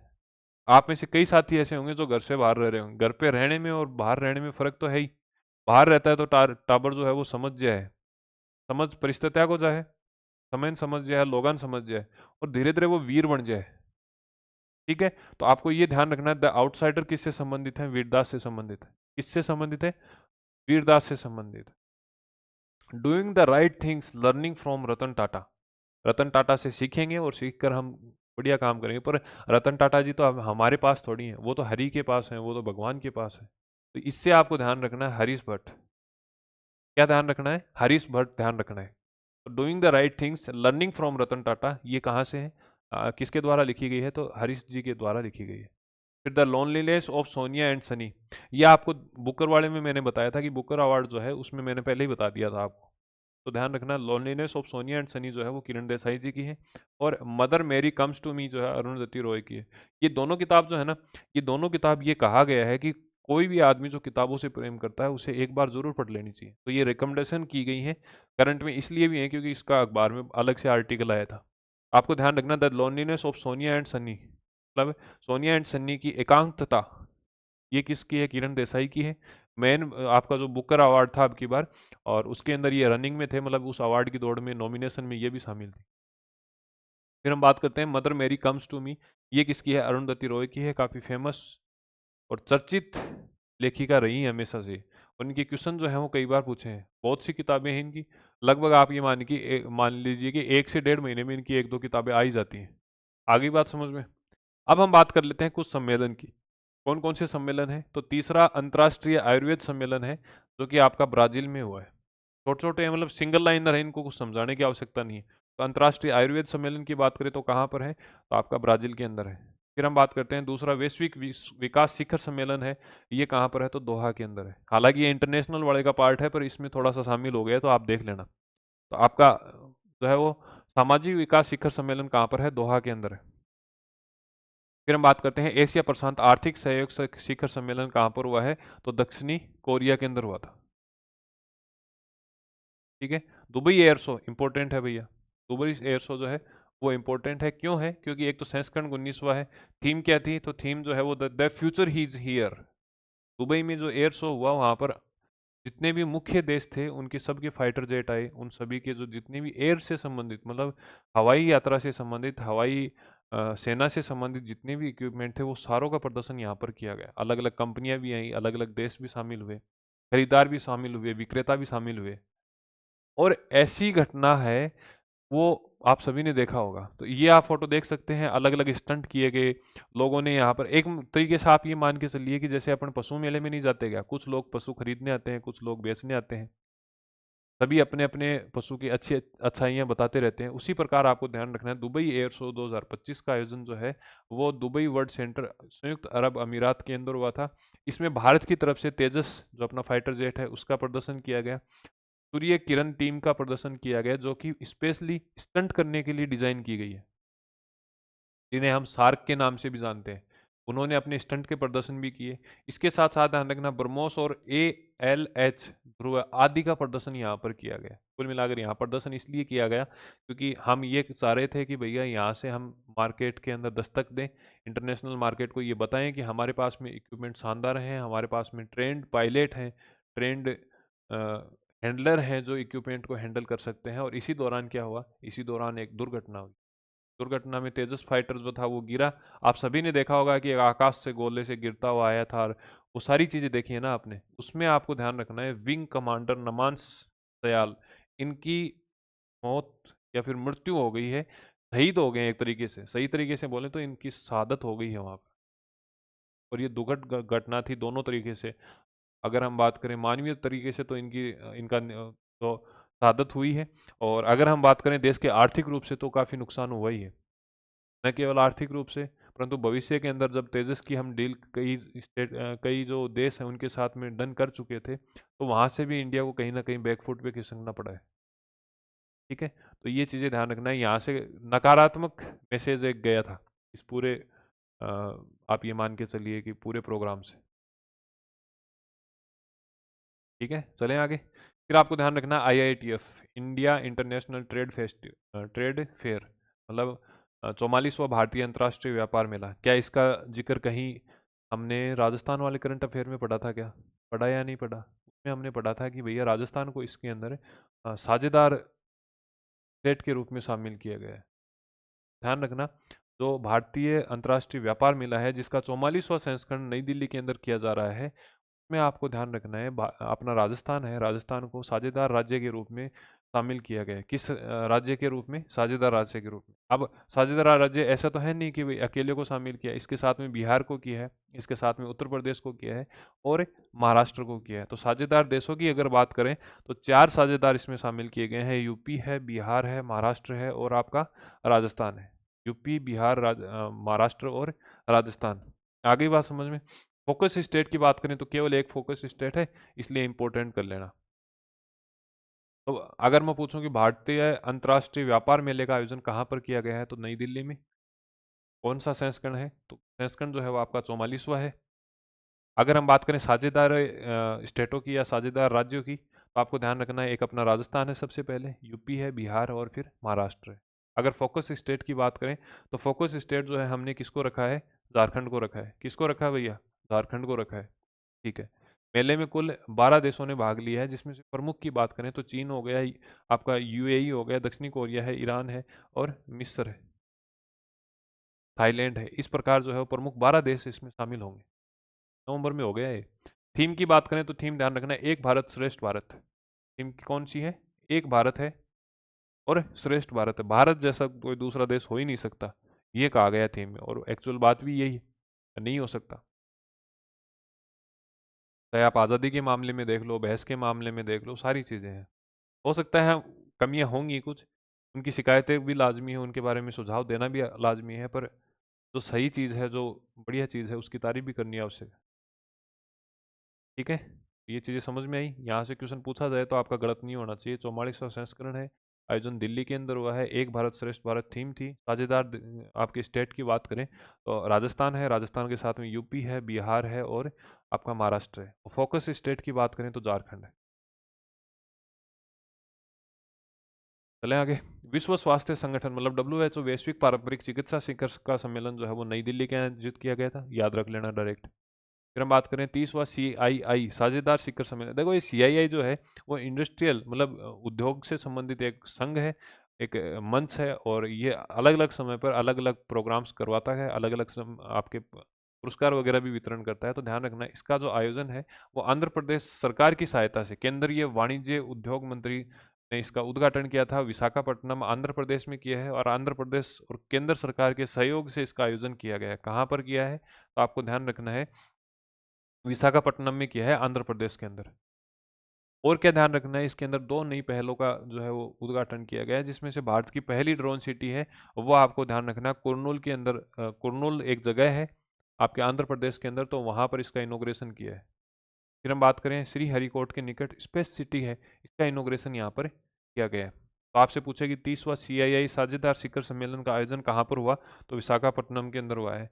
इसका उद्घाटन किसने किया, तो आपको ध्यान रखना है पीयूष गोयल जी ने किया है। अगर आपसे पूछे दो इनोवेशन कौन से हुए, तो भारत की पहली ड्रोन सिटी हुई है, कहाँ पर है, कुर्नूल के अंदर है। कहाँ पर है, कुर्नूल के अंदर, ठीक है। इसके अलावा ध्यान रखना एक स्पेस सिटी का जो है यहाँ पर इनोग्रेशन भी किया गया था। आ गई बात समझ में। अब मैं कह रहा हूँ सहकारिता वर्ष है, सहकारिता वर्ष है, तो सहकारिता वर्ष का वापस से आ गया। क्या आया है, एक CO मतलब कोऑपरेटिव कुंभ, शहरी ऋण क्षेत्र पर अंतर्राष्ट्रीय सम्मेलन, सरकार से संबंधित शहरी ऋण उपलब्ध करवाने को लेकर एक आयोजन किया गया, जिसकी अध्यक्षता किसने की है, तो आपको ध्यान रखना है अमित शाह जी ने की है। सहकारिता मंत्री है तो इनको ही करनी थी। आयोजक कौन है, NAFCUB, ठीक है। आयोजन कहाँ हुआ, नई दिल्ली के अंदर हुआ है। और इसके अंदर दिल्ली घोषणा 2025 की गई है, जिसमें कोऑपरेटिव बैंकों के विस्तार की बात की गई है और एक सहकारी डीजी पे, ये इंपॉर्टेंट लगा लेना, सहकारी डीजी पे जो है वो सहकार डीजी लोन ऐप जो है वो इसके लिए किया गया है। मतलब कुल मिलाकर दो आपकी एप्लीकेशन लॉन्च की गई है, जिसमें से एक तो सहकारी डीजी पे है और एक जो है वो लोन से संबंधित है, जिसका नाम क्या है, सहकार डीजी लोन एप्लीकेशन। दोनों ही जो पेमेंट से संबंधित है, ये थोड़ा सा आप ध्यान रख लेना। फिर आपको ध्यान रखना है उत्तरी क्षेत्रीय परिषद 32वीं बैठक जो है वो आपकी कहाँ पर की गई है, फरीदाबाद हरियाणा में। अध्यक्षता इसकी अमित शाह जी ने की थी। इसमें नॉर्थ स्टेट जितने भी हैं, नॉर्थ के जो आपके यूटी मतलब केंद्रीय शासित प्रदेश हैं, उनके भी प्रतिनिधि इसमें शामिल हुए हैं। जैसे आपका जम्मू कश्मीर हो गया, हिमाचल हो गया, पंजाब है, हरियाणा है, नई दिल्ली है, चंडीगढ़ के उपराज्यपाल हैं, वो सारे के सारे लोग यहाँ पर शामिल हुए हैं। आप यहाँ पर देख सकते हैं कि राजस्थान के आपके जो मुख्यमंत्री जी हैं ये भी यहाँ पर शामिल हुए हैं, भजनलाल जी शर्मा। और जो मैंने आपको राजस्थान वाले करंट अफेयर में पढ़ाया था कि भाई 88% मेडिकल इंश्योरेंस के साथ में, मतलब जितनी भी जनसंख्या राजस्थान के अंदर निवेश कर रही है उसमें से 88% को हम मेडिकल कवरेज दे चुके हैं इंश्योरेंस के लिए। वो सारी डिटेल यहाँ पर बताई गई है। हमारे जो मुख्यमंत्री जी हैं इन्होंने भयंकर तरीके से भाषण दिए हैं कि या तो कोई स्टेट है नहीं इंडिया के अंदर, अगर है तो फिर हम राजस्थान वाले हैं। इस प्रकार की बातें यहाँ पर हुई हैं। आपको ध्यान रखना है उत्तरी क्षेत्रीय परिषद मतलब नॉर्थ रीजनल आपकी काउंसिल की 32 मतलब 32वीं बैठक जो है वो कहाँ आयोजित हुई है, फरीदाबाद के अंदर। अध्यक्षता किसने की है, अध्यक्षता इनकी अमित शाह जी ने की है। आपके केंद्रीय सहकारिता मंत्री यही हैं। फिर आपको ध्यान रखना है, मैं वापस से राजस्थान का रेफरेंस दूंगा कि जालोर के अंदर इनलैंड पोर्ट बन रहा था क्या। उस समय मैंने आपको बताया था इसका जो इनलैंड पोर्ट के लिए जो समझौता हुआ है वो समझौता कहाँ पर हुआ, बताया था ये। ध्यान रखना जालोर का जो इनलैंड पोर्ट है, जिसने जिस रास्ते को हमने जालोर वाले को नाम दिया था NH48, दिया था क्या। तो वो जो समझौता हुआ है वो भारत समुद्री सप्ताह का सम्मेलन हुआ था, कहाँ हुआ, बॉम्बे के अंदर हुआ। वहाँ आपको ध्यान रखना है कि ये समझौता हुआ था कि जालोर के अंदर इनलैंड पोर्ट बनाया जाएगा, जिसे नाम NH48 दिया जाएगा। मद्रास की जो IIT की टीम है वो यहाँ पर इंस्पेक्शन कर रही है। ये सारी चीज़ें हमने बात की थी क्या राजस्थान में। तो ध्यान रखना वो पूरा का पूरा जो कॉन्ट्रैक्ट हुआ था, जो MOU हुआ था, वो कहाँ पर हुआ है, वो हुआ है इंडिया मेरीटाइम वीक 2025 वाले समारोह में। आयोजन कब से कब तक हुआ, तो 27 से लेकर 31 अक्टूबर तक इसका आयोजन किया गया है। आ गई बात यहाँ तक समझ में। फिर आपको ध्यान रखना है राष्ट्रीय वाटरशेड सम्मेलन है, ये गुंटूर आंध्र प्रदेश में किया गया है। वाटरशेड जो आपका प्रोग्राम था उसके बारे में मैंने बताया था कि भैया 4 नवंबर से ये स्टार्ट है। कब से स्टार्ट है, 4 नवंबर से, ठीक है। बाकी इसका जो सम्मेलन का आयोजन है वो 10 से 11 नवंबर 2025 को किया गया था। राजस्थान में इसका ध्यान रखना, राजस्थान में 13 तारीख को किया गया था। मैंने बताया मदन जी दिलावर थे, उनके द्वारा इसकी स्टार्टिंग की गई थी। याद आ रहा है, आ रहा तो ठीक है, नहीं आ रहा तो फिर वापस से देखो भाई, ठीक है।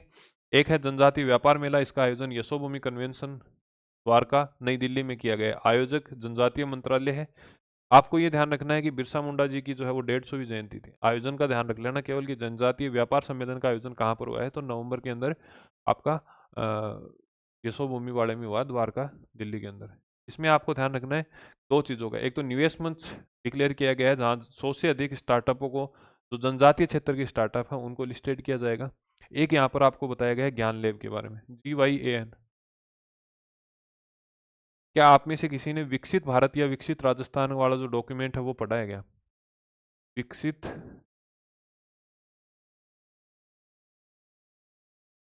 भारत या फिर विकसित राजस्थान, कहाँ तक? 2047 तक। क्या ये डॉक्यूमेंट आप में से किसी ने पढ़ा है? इसके बारे में किसी ने पढ़ा है?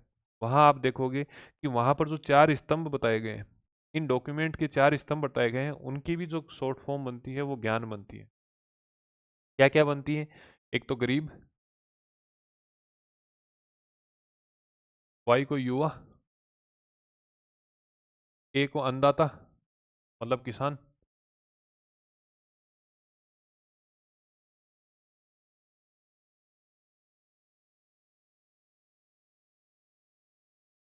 और एन को नारी शक्ति मतलब महिला। इसका क्वेश्चन जो है वो आपका पीएसआई 2025 के अंदर पूछा गया है। एक बार पहले जो है वो विकसित भारत के बारे में पूछा था, सेम ये कि ये जो स्तंभ है वो 2047 वाला जो विकसित राजस्थान का डॉक्यूमेंट है उसमें भी, तो ये भी थोड़ा सा ध्यान रख लेना। ठीक है, तो ज्ञान लेब जो है वो जनजातीय उद्यमशीलों के लिए है, नीति निर्माण से संबंधित है, और निवेश मंच है वहाँ 100 स्टार्टअप जो जनजातीय क्षेत्रों के लिए काम करेंगे या जनजातीय क्षेत्रों से संबंधित है उनके लिए जो है वो निवेश मंच बनाने का काम यहाँ पर किया गया है। हरित हाइड्रोजन अंतर्राष्ट्रीय सम्मेलन की बात करें तो वो आपका ध्यान रखना कि नई दिल्ली में आयोजित किया गया है 11 से लेकर 12 नवंबर तक, 2 दिन। नेक्स्ट आपको ध्यान रखना है चाणक्य रक्षा संवाद, ये आपका नई दिल्ली में हुआ था। विषय क्या है? Reform of transformer, reform of transform, सशक्त सुरक्षित और विकसित भारत। ये रिफॉर्म ईयर है ना, रिफॉर्म, ये आपको देख देख लेना कि भारतीय सेना द्वारा, इसको भी मैं 2-3 बार पहले बता चुका हूँ कि भारतीय सेना द्वारा 2025 का जो साल है, 2025 के साल को क्या घोषित किया गया है? Year of reform, year of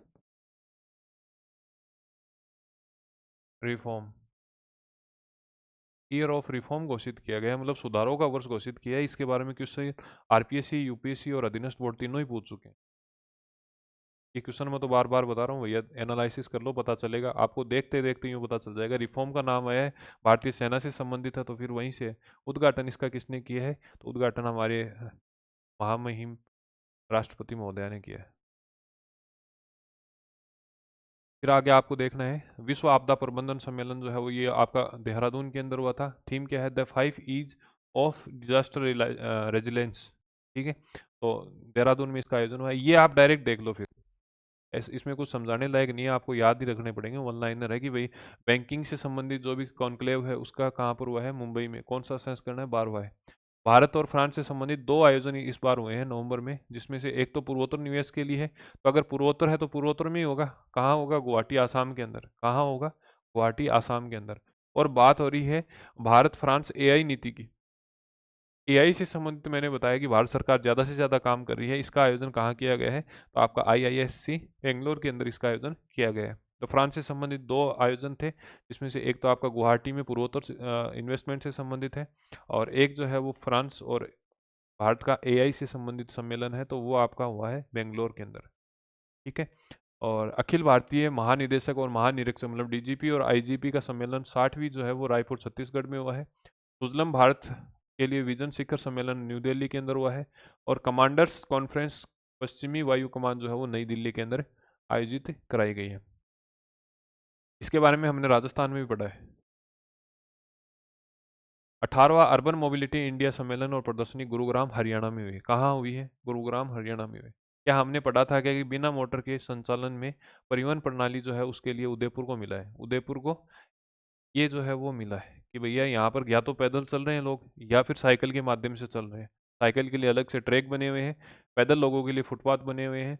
इसलिए आपके उदयपुर को सर्वश्रेष्ठ गैर मोटर संचालित परिवहन प्रणाली वाला शहर के लिए उत्कृष्ट पुरस्कार दिया गया है। अगर हम बात करें सार्वजनिक परिवहन प्रणाली वाला सबसे शानदार शहर कौन सा है, तो चेन्नई है। अगर हम बात करें कि सबसे शानदार मेट्रो ट्रेन कौन सी है जहाँ ग्राहक संतुष्ट हो रहे हैं, तो वो दिल्ली के अंदर है। अगर मल्टी मॉडल एकीकरण इंटीग्रेटेड की बात करें तो वो कौन सी है, तो चेन्नई है। हरि हरि हरित परिवहन की बात करें तो है से हरित है से हैदराबाद, है से हरित है से हैदराबाद। तो ये पुरस्कार आप ध्यान रख लेना। बाकी ये पिंपरी वाला देखो तो देख लेना, बाकी कोई खास जरूरी नहीं है। उदयपुर मेन है यहाँ पर। उदयपुर को गैर मोटर चालित परिवहन प्रणाली वाला शहर के रूप में घोषित किया है। सार्वजनिक का मैंने बताया चेन्नई है, सार्वजनिक चेन्नई है। हरित वाला आपका हैदराबाद है। हरित हरियाणा मत कर देना, हैदराबाद ही है। यात्री सेवा की बात करें तो दिल्ली के अंदर संतुष्ट हैं। और मल्टी मॉडल एकीकरण की बात करें तो फिर वो कहाँ पर है, चेन्नई के अंदर। तो चेन्नई को यहाँ पर 2 पुरस्कार मिले हैं, एक तो सार्वजनिक प्रणाली में और एक मेट्रो रेल वाली कैटेगरी के अंदर। इस्पात की बात करें तो इस्पात से संबंधित शिखर सम्मेलन नई दिल्ली में हुआ है। और नेचुरल फार्मिंग को लेकर साउथ सेट के ध्यान रखना, कोयम्बटूर तमिलनाडु के अंदर आयोजन कराया गया है। आगे बात समझ में। फिर आपको ध्यान रखना है कानूनी सहायता वितरण तंत्र को सशक्त बनाने पर राष्ट्रीय सम्मेलन। ये पहले नहीं तो पढ़ा होगा, ना ही आगे पढ़ोगे, पर इस बार क्यों पढ़ना है, क्योंकि नरेंद्र मोदी जी ने इनका उद्घाटन कर दिया है। कानूनी सहायता वितरण तंत्र को सशक्त बनाने के लिए राष्ट्रीय सम्मेलन नालसा राष्ट्रीय विधिक सेवा प्राधिकरण की वर्षगांठ पर किया गया था। इसने आयोजन किया है। कहाँ पर हुआ, तो आपको ध्यान रखना अपनी सुप्रीम कोर्ट के अंदर हुआ है। उभरते विज्ञान प्रौद्योगिकी नवाचार सम्मेलन का आयोजन नई दिल्ली में हुआ है, मोदी जी के द्वारा इनोग्रेशन किया है। हथकरघा एवं हस्तशिल्प पर राष्ट्रीय सम्मेलन कहाँ पर हुआ है, तो भुवनेश्वर के अंदर। ये दोनों ध्यान रख लेना, छोड़ मत देना, क्योंकि मोदी जी ने इनका इनोग्रेशन किया है। पेस मीट जो है वो बेंगलुरु के अंदर हुई थी। और बिम्स्टेक का भारत समुद्री अनुसंधान नेटवर्क कोच्चि केरल में है। भारतीय कला महोत्सव सिकंदराबाद में। इसको ऐसे याद कर लेना कि भाई सिकंदर जो था वो कला दिखाता था, तो कला महोत्सव कहाँ पर हो गया, सिकंदराबाद में। ठीक है। अंतर्राष्ट्रीय पर्यटन हाट गंगटोक सिक्किम के अंदर है। और संगाई महोत्सव जो है वो मणिपुर के अंदर आयोजित करवाया गया है। ठीक है, चलें आगे। 2-4 स्लाइड और हैं, वो देख लेते हैं, और फिर नेक्स्ट सेशन में हम टेक्नोलॉजी वाला पोर्शन कर लेंगे। ऑपरेशंस हैं, कौन कौन से हैं, जैसे एक तो ऑपरेशन सागर बंधु है। कौन सा बंधु है, सागर बंधु है। बंधु और मित्र, ये दोनों किससे संबंधित हैं, मित्रता से संबंधित है। और मित्रता किससे है, श्रीलंका से। तो दोनों ही किससे संबंधित हो गए, श्रीलंका से। ऑपरेशन सागर बंधु अगर आपसे पूछे नवंबर महीने का, तो वो किससे संबंधित है, देखो नवंबर महीने में तूफान आया था जिसका नाम क्या है, दितवा है। क्या नाम है, दितवा नाम है। ये दितवा जो है वो भारत के साउथ साइड में थोड़ा बहुत टच किया है, और श्रीलंका को बहुत ज़्यादा प्रभावित किया है इसने। इसके लिए भारत ने सहायता उपलब्ध कराई है, जिसको किस ऑपरेशन के तहत करवाई गई है, ऑपरेशन सागर बंधु के तहत। ठीक है। और बात करें मित्र शक्ति की, तो मित्र शक्ति का 11वां संस्करण है। कौन सा संस्करण है, 11वां संस्करण है, जो कि भारत और श्रीलंका के मध्य है। आयोजन स्थल की बात करें तो कर्नाटक के अंदर बेलगावी स्थान पड़ता है, और वहाँ पर इसका आयोजन किया गया है। तो मित्र शक्ति का किसके यहाँ पर है, श्रीलंका के अंदर है। अगर हम बात करें आपका सागर बंधु की, तो सागर बंधु भी श्रीलंका के साथ में है। अगर हम बात करें सूर्यकिरण, सूर्य किरण का आपको ध्यान रखना है, 19वां संस्करण आयोजित हुआ है। कौन सा संस्करण आयोजित हुआ है, 19वां संस्करण आयोजित कराया गया है। तो अगर आपसे क्वेश्चन पूछते हैं कि भाई कौन सा संस्करण आयोजित हुआ है, तो 19वां हुआ। कब हुआ, तो नवंबर के अंदर हुआ। दिनांक अगर आपसे पूछ लेते हैं, तो दिनांक में आप ध्यान रख लेना 25 नवंबर से 8 दिसंबर। क्योंकि यहाँ 8 दिसंबर है, तो हम वापस से दिसंबर में इसको रिपीट करेंगे। जिस प्रकार हमने ऑपरेशन त्रिशूल पढ़ा था, तो ऑपरेशन त्रिशूल जो है वो हमने राजस्थान में पढ़ा और अक्टूबर में पढ़ा, और उसका एंड अभी नवंबर में हुआ था, तो हमने नवंबर में भी पढ़ा फिर। इसी प्रकार सूर्य किरण का कौन सा संस्करण है, 19वां है। किस देश के मध्य है, किन देशों के मध्य है, तो भारत और नेपाल की सेनाओं के मध्य है। एक वार्षिक अभ्यास है, जिसका एक बार तो आयोजन जापान में नेपाल में किया जाता है, और एक बार जो है आपके भारत में किया जाता है। यहाँ तक चीजें समझ में आ गई। डेट पूछे तो 25 नवंबर से लेकर और आपके 8 दिसंबर तक है। आयोजन स्थल कहाँ है, तो आयोजन स्थल जो है वो उत्तराखंड के अंदर पिथौरागढ़ है, और पिथौरागढ़ में इसका आयोजन किया जा रहा है। अभी तक हमने सागर बंधु पढ़ा है, अभी तक हमने मित्र शक्ति पढ़ा, उसके बाद में सूर्य किरण पढ़ा है, तो सूर्य किरण नेपाल से है। फिर हम आगे जो बात करेंगे वो है आपका सागर कवच। सागर कवच 2/5 25, मतलब 2/25 जो है, इसका आयोजन ध्यान रखना भारतीय तटरक्षक बल इंडियन कोस्ट गार्ड फोर्स जो है उसके द्वारा इसका आयोजन किया गया। इसके साथ साथ इसका जो भाग लेने वाली संस्था है वो आपकी नेवी है, और तटीय पुलिस है, कस्टम है, और मरीन पुलिस है, ये इसमें शामिल हो रहे हैं। इसका आयोजन स्थल जो है वो महाराष्ट्र और गोवा, महाराष्ट्र और गोवा तट पर है। ठीक है, ये ध्यान रखो तो ठीक है, कोई खास नहीं है, नहीं आएगा क्वेश्चन। अजय वॉरियर हमने राजस्थान में अच्छे तरीके से पढ़ा था कि भैया ब्रिटेन के साथ में है, महाजन फील्ड फायरिंग रेंज के अंदर है।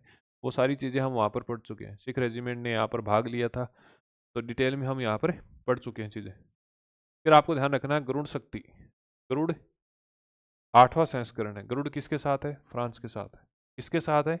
फ्रांस के साथ है। आयोजन स्थल की अगर हम बात करें तो ये ध्यान रखना फ्रांस के अंदर आयोजित हुआ है और द्विपक्षीय हवाई अभ्यास है। द्विपक्षीय हवाई अभ्यास है जिसमें भारत की ओर से एक तो आपका ग्लोब मास्टर ने भाग लिया है, मिड एयर रिफ्यूलर IL-78 ने लिया है, SU-30 MKY ने लिया है। मतलब 2-3 ये आप नाम रखो तो ठीक है, बाकी आप ध्यान रख लेना। 28वां संस्करण है। किस देश के साथ में है? कौन सा युद्धाभ्यास है? तो गरुड़ युद्धाभ्यास है। भारतीय वायुसेना के साथ में इसका फ्रांस की वायुसेना ने भाग लिया है और इसके साथ साथ में ध्यान रखना फ्रांस के अंतरिक्ष बल ने भी यहाँ पर भाग लिया है। बात करें मालाबार की, तो मालाबार जो है इसमें क्वाड संगठन ने भाग लिया है। Quad, QUAD। क्वाड का मतलब है चतुर्भुज या क्यूबिक। तो क्वाड में कौन कौन शामिल है? भारत है, भारत के साथ में अमेरिका है, अमेरिका के साथ में जापान है और ऑस्ट्रेलिया है। ये चार जो आपके देश हैं ये शामिल हैं क्वाड के अंदर। क्वाड सिटी बोलते हैं इनको। इस ग्रुप को क्वाड सिटी बोलते हैं। जिस प्रकार G7 है, जिस प्रकार अगर G7 में रसिया को जोड़ देते हैं तो G8 हो जाता है। उन सभी के साथ साथ में जो है वो अ, अलग से जो है वो 8 तो ये हो गए और 8 के बाद में 11 अगर हम देश और जोड़ देते हैं तो फिर वो G20 के जो राष्ट्र सदस्य हैं उन शामिल हो जाते हैं। तो ठीक उसी प्रकार से एक ग्रुप बनाया गया जिसको क्वाड नाम दिया गया और क्वाड में जो है ध्यान रखना भारत है, अमेरिका है, ऑस्ट्रेलिया है और आपका जापान है। इन सभी के साथ में क्वाड का संगठन बनाया गया है। इसका आपको ध्यान रखना है उत्तरी प्रशांत महासागर में इसका आयोजन किया गया है। केवल इतना ध्यान रख लेना। मालाबार में कौन से देश शामिल हैं? तो क्वाड संगठन शामिल है। अगर आपसे पूछे गरुड़ किसके साथ है तो फ्रांस के साथ में है। कहाँ आयोजन हुआ इस साल में? तो फ्रांस में ही हमने आयोजन करा दिया। फिर हम बात करते हैं कि भैया मालाबार का कहाँ हुआ? तो मालाबार का जो है आपको ध्यान रखना है कहाँ पर हुआ है? उत्तरी प्रशांत महासागर में हुआ है। ठीक है, तो वापस से अभ्यास देखेंगे एक बार, देख लो। आप ऑपरेशन सागर बंधु जो है वो आपका श्रीलंका के साथ में है और आपका जो चक्रवात आया था दितवा है उसके लिए था। उसके बाद में हम बात करते हैं मित्र शक्ति की। मित्र शक्ति हमारा वापस से श्रीलंका के साथ में है। इसका आयोजन हम कर्नाटक के अंदर कर चुके हैं। कर्नाटक का बेलगावी स्थान है। फिर हम बात करते हैं सूर्य किरण की। सूर्य किरण जो है वो आपका 19वां संस्करण है। सूर्य किरण हमने नेपाल के साथ में की है। नेपाल का जो है वो आयोजन हमने इस सूर्य किरण का पिथौरागढ़ में किया था। 25 नवंबर से लेकर 8 दिसंबर को किया है। क्योंकि ये 8 दिसंबर को किया है तो हम वापस से पढ़ेंगे इसको दिसंबर में। ठीक है, सागर कवच हमने देख ही लिया कि भाई कोस्ट गार्ड के द्वारा किया गया है। अजय वॉरियर ब्रिटेन के द्वारा किया गया है। अपने बीकानेर महाजन फील्ड फायरिंग रेंज में किया गया है। गरुड़ की बात करें तो 8वां संस्करण है। कौन सा संस्करण है? 8वां संस्करण है। गरुड़ जो है वो फ्रांस के साथ में किया गया है। इस साल फ्रांस में इसका आयोजन हुआ है। अगर बात करें कौन कौन से इसमें लड़ाकू विमान है तो SU-30 MKI लड़ाकू हैं। फिर हम बात करें ग्लोब मास्टर है, मिड एयर रिफ्यूलर है जिसे हम IL-78 का नाम देते हैं। मालाबार जो है वो क्वाड जो देश हैं, क्वाड देश कौन कौन से हैं? एक तो भारत हो गया, एक आपका जापान हो गया, USA हो गया और आपकी ऑस्ट्रेलिया हो गई। ठीक है, चलें आगे।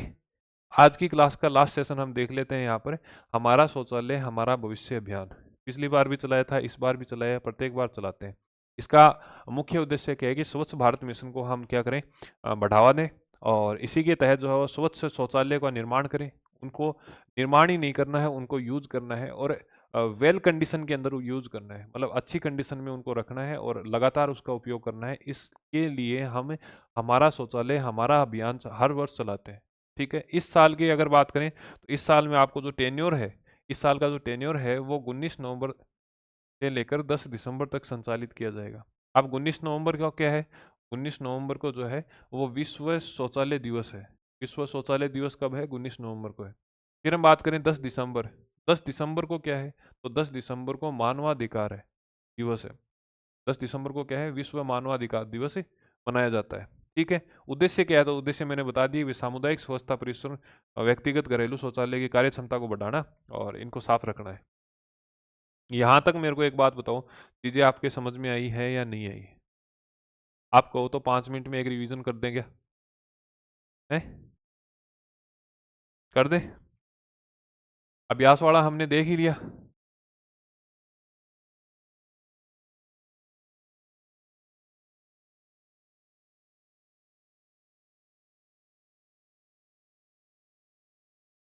5 ही मिनट लगेंगी बस, केवल 5 मिनट। हाँ, राष्ट्र में हमने देखो,